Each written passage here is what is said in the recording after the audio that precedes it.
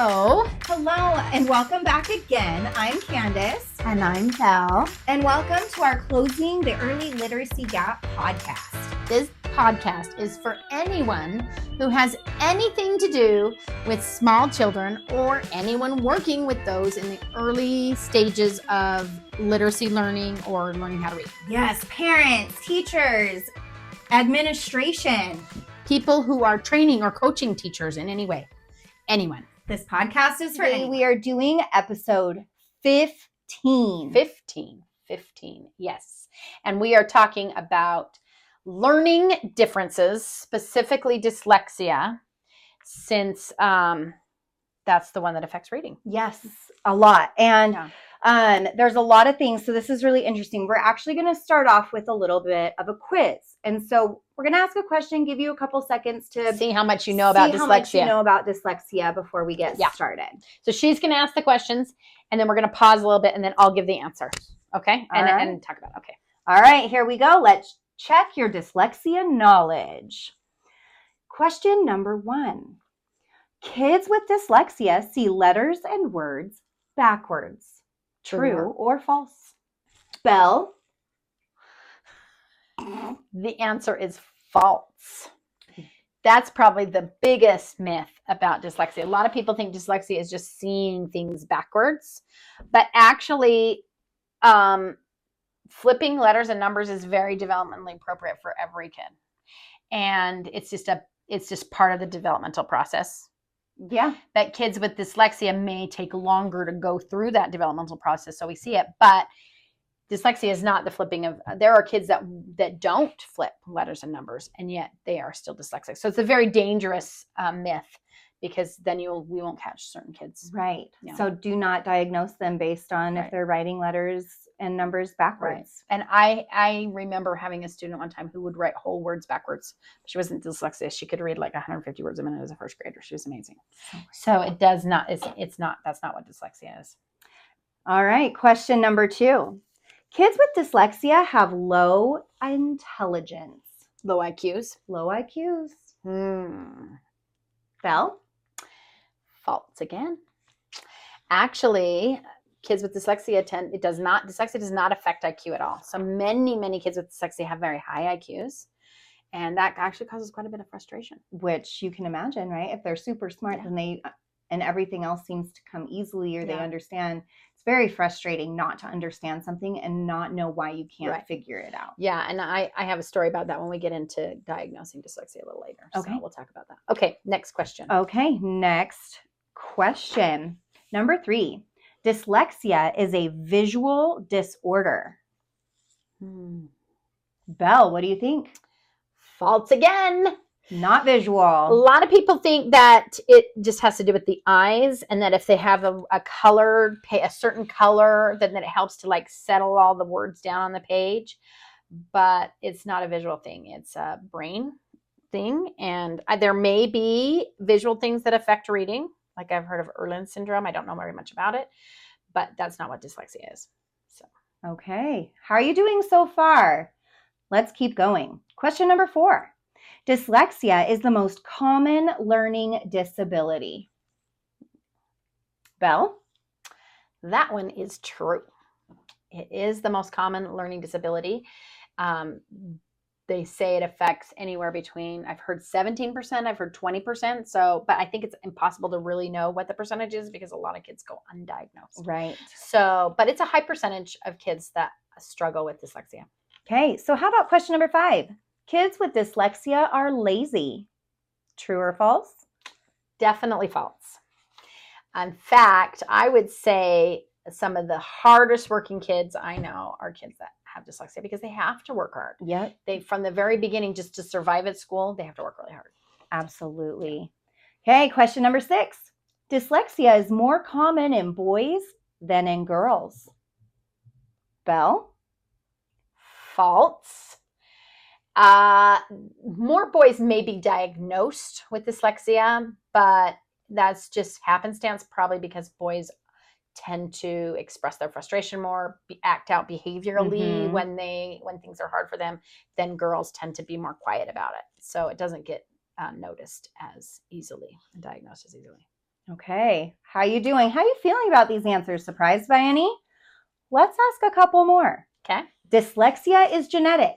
Kids are born with it. Oh, I might have given this one away already. You think? Well, what is the answer, Belle? The answer is true.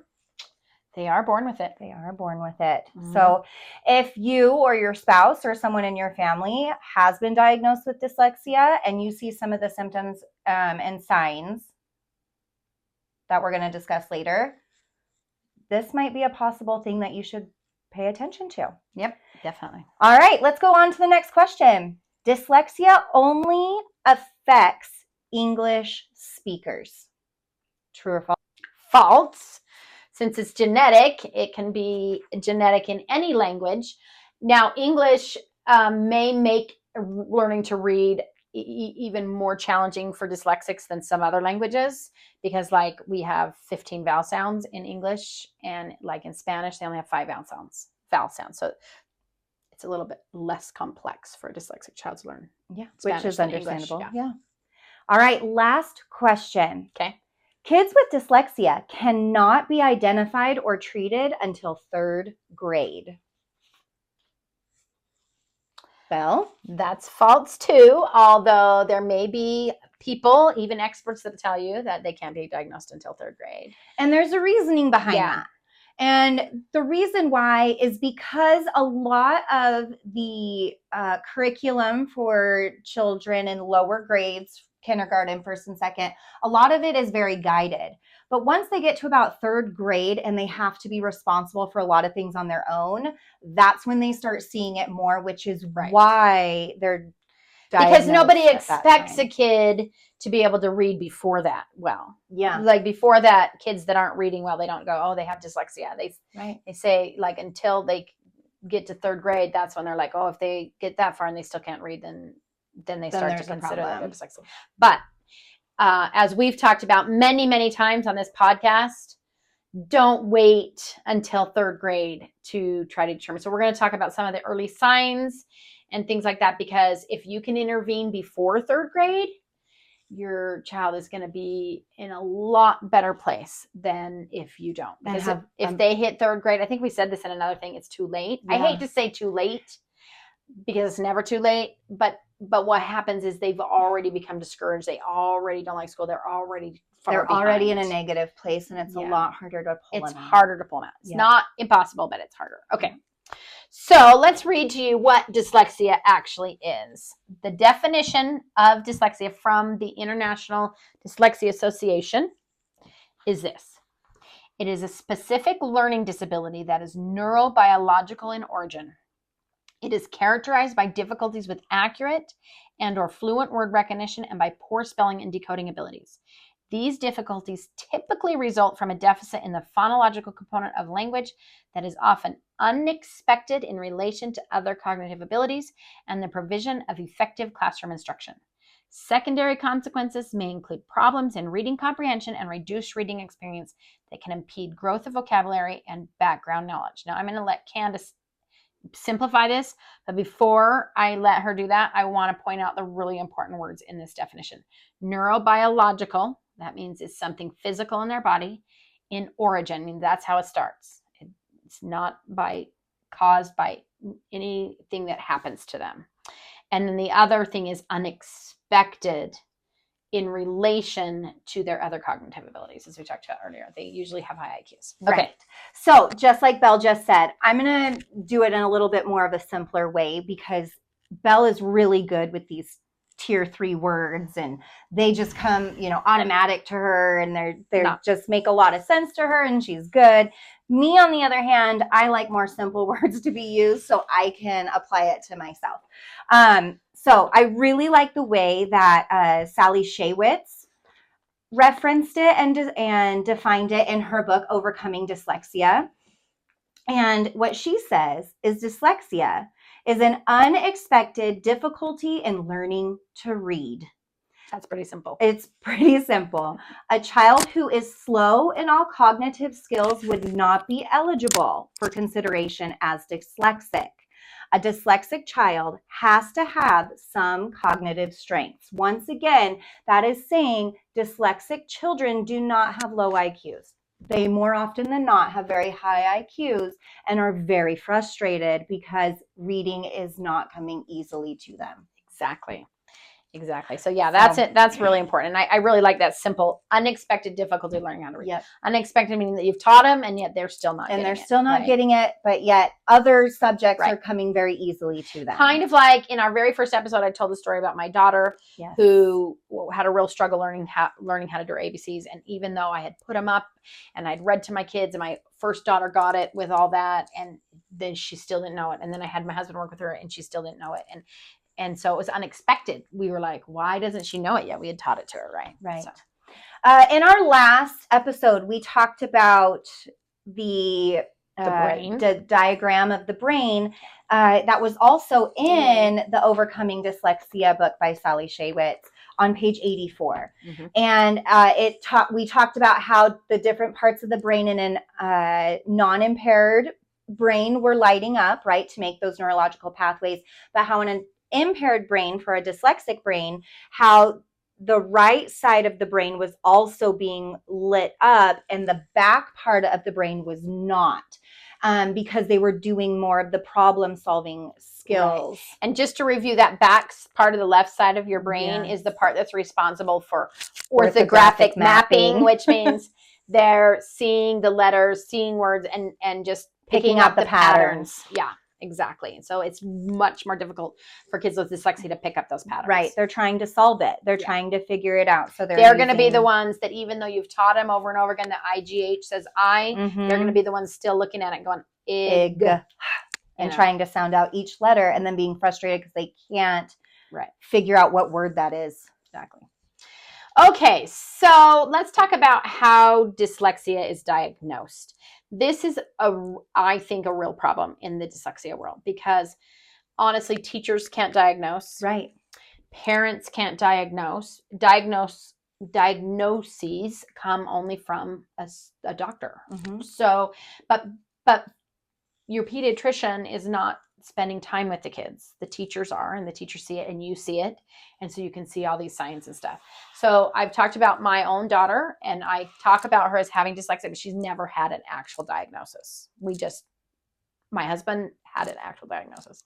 And since it's genetic and she had a struggle, we just automatically assume. So you don't necessarily have to have a diagnosis, but and so it is and it's difficult to diagnose because oftentimes if a school, when schools test kids for learning disabilities to put them in, special ed services, they put them through a series of IQ tests. And for kids with dyslexia, that just doesn't show up. They'll say, well, their IQ's smart. Great. They're smart, And so just kind of want to tell you what happened with my son. So I've talked about my daughter, but I have a son who also has dyslexia, and he also had ADHD. And so we had lots of struggles. It wasn't as easy for me to teach him all of his sounds before kindergarten as it was my daughter. We worked really hard with him. He did okay. I thought he was doing okay. He learned to read okay. It was still a struggle for him a little bit, and writing was a little bit of a struggle, but he was super smart. He was a super happy kid. He was a really happy kid. And he loved school because he's very social, and so he liked the social aspects of it. But by the time he was in third grade, it was clear that he was struggling academically. And so we decided to test him to see if he could qualify for an IEP. And when they tested him, his IQ, his overall IQ was 120, which is amazing. Which is a really good IQ. It's well above average. Right. Average is like from 85 to 115. Mm-hmm. Okay. So it's above average. 120 is just a little bit above that, but above the high end of it. But his scores in reading and writing, and this is after several years of good instruction. Right. Several years of good instruction. I taught him at home before he started kindergarten. We had a really good program at the school that he was learning phonics, good explicit instruction. And yet his scores in the reading and writing areas of this testing came out at 90. Okay. So they used to qualify kids, and they still do. You can qualify a kid for special ed with a discrepancy model, which means that there's a discrepancy between their main IQ and their IQ in an area. It has to be at least 15 points difference. Well, from 120 to 90 is a 30-point difference. Right. So he qualified under the discrepancy model. And I pointed that out, but the special ed person was like, we can't qualify him with a score of 90. That's a really good score. So even if he has a discrepancy, he's still got a good score in reading and writing. And I was like, but the frustration level, because it's an unexpected difficulty. Yes. You know, I mean, here's this kid whose brain's going like this, and especially with his ADHD, it's just going all over the place. And yet he has to sit down when he had to sit down and try to write something. It was extremely frustrating for him because his brain was going way faster than what his the wiring for reading and writing was going. And so it caused behavior, and it just caused issues with him. And so it's really important that you recognize that discrepancy is important. But also sometimes there doesn't show a discrepancy because they might have had good teaching or whatever, but yet based on their response to how you're teaching, we call that response intervention, then they can still be qualified as having a learning disability, which I like to call learning difference, because really with it being so many kids like this, it's just a different way that they learn. But they should be able to get specific special instruction to help them with it. Okay, so that's kind of why dyslexia is hard to diagnose. And not only that, but a lot of schools don't know what to do to help kids with dyslexia. Right. And so schools kind of, they'll say stuff like, well, just read to your kid more and just do this and this more. So be aware of that. Sometimes it's because schools don't know what to do. Okay. All right. Oh, also there are different types of dyslexia. And that makes sense to me because the different parts of the brain that are working in order to help you learn how to read, you might have a disability in the phonological portion, or you might have a disability in the orthographic mapping portion, or you might have a disability in the portion that connects the two together. And that may be causing reading difficulties. Right. So in order to help those kiddos, you have to figure out where the deficit is. Exactly. And focus on that particular area. Yeah. To help that kid, because it's not just looking at things backwards. There's also different severities of dyslexia. The brain is so complex. Yeah. So that means that kids who have an impairment in a particular area of the brain can vary in the intensities. So just if you have two kids in a room and they both are having issues in the orthographic mapping part of their brain and they're not picking up those patterns, that doesn't mean that they're going to pick them up at the same time. Right. One kiddo still might pick them up faster than another child. They both might have dyslexia. They both might have that deficit in that area, but that doesn't mean at the same time, at the same day, after the same amount of instruction, they're going to get it. And some are more severe than others. And I think that I've seen this in parents' level of frustration. Sometimes they might have a kid who's struggling with reading, and then the teacher will be like, oh, they're doing fine, because the teacher's looking at them compared to some of the other kids that might be more severe. And so the teacher kind of tries to focus more on those. So be patient, parents, with teachers. Yes. Because they're working with a lot of different kids, and you don't know. And it doesn't mean that your child doesn't have dyslexia. It's like my kids, I worked with them and they didn't need a lot of support from their teachers because I was able to help them myself, and they weren't as severe as some other. So if you have a child that is being affected by dyslexia, it's important to note that it can affect them in numerous different ways. Yeah. It can affect them academically, obviously, because of reading. And reading is so foundational in all sorts of other subject areas. Right. Like I remember you bringing up math one time. Yeah. And how, like, if when they get story problems, they might be great at math, they get story problems, and they might be too embarrassed to say that they don't know how to read it, or they might just do their best to read it and misunderstand the problem, and so then they start getting it wrong. So it can affect comprehension, it can affect vocabulary, it can affect their background knowledge because they're misreading or misinterpreting directions or different subject matter.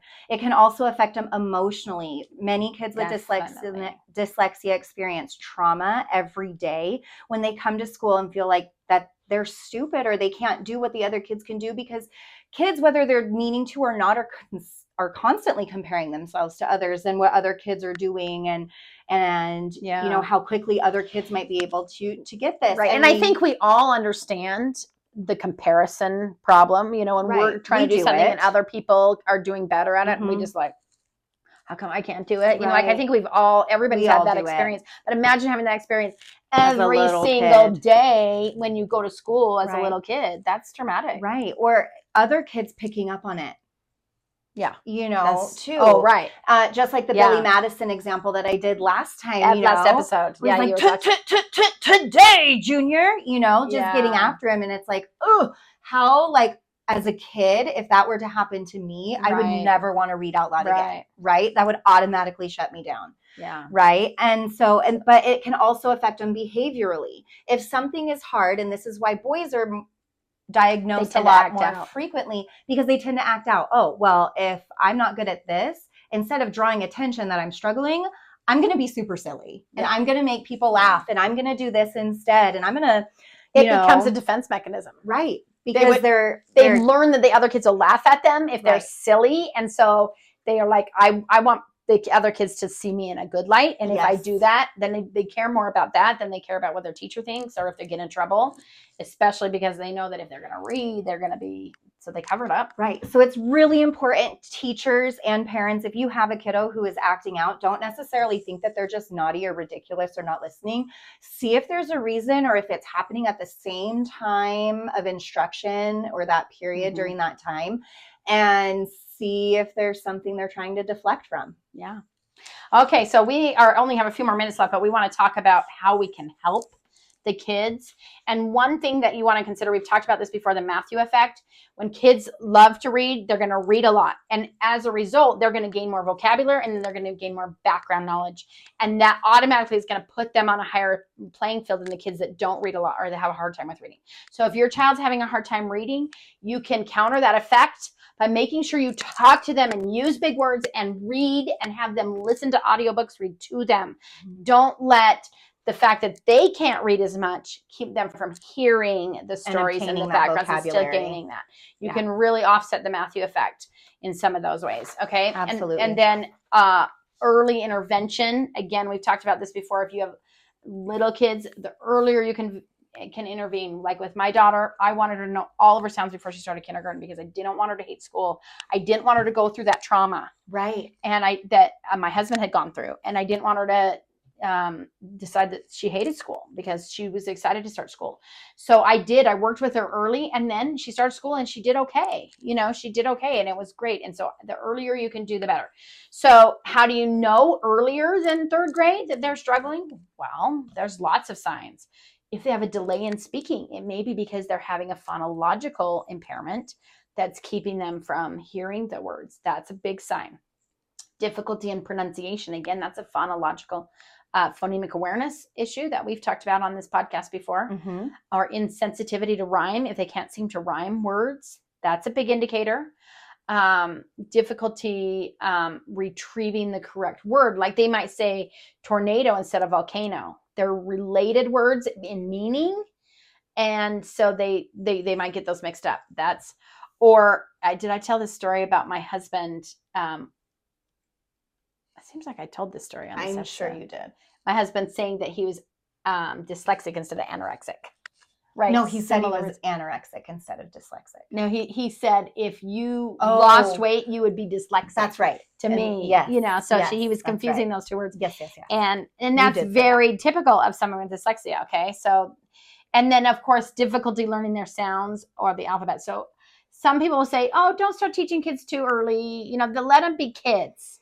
But you can have fun with teaching letters and sounds, but you want to start that early so that especially if you have a history of difficulty of reading, so that you can find out if they are struggling with it. And if you need to get more reps in, the earlier the better, and find as many fun ways as you can to get them to do that, which we still need to do an episode on some of those fun ways. Yes. Okay. So that's just a quick wrap up of what you can do to help your child when they're young as teachers. And when you get into kindergarten and first grade, you're going to want to assess the kids to find their weak areas. Is it phonemic awareness? Are they struggling with remembering the letters and connecting it to all that and not orthographic mapping? You want to make sure that you're giving them more explicit instructions. You want to give specifics on sounds that they get wrong. You want to make sure you're correcting those immediately. Yes. If they're saying those incorrectly. And explicit could mean showing them what their mouth is doing when the formation, with the sound, where their tongue is, multiple reps on that. Using mouth pictures, for phonological challenges. Explicit could also be teaching them tricks to see the B and the D the right way. And I have a trick for that I do a lot. What do you do? So I show them a lowercase b and a D, but the straight line is the back. And I explain that our spine is straight. And what is the beginning sound of back? Ba. And we read from right to left. So if you're going this way and you get to the straight line, the back first, it's a B.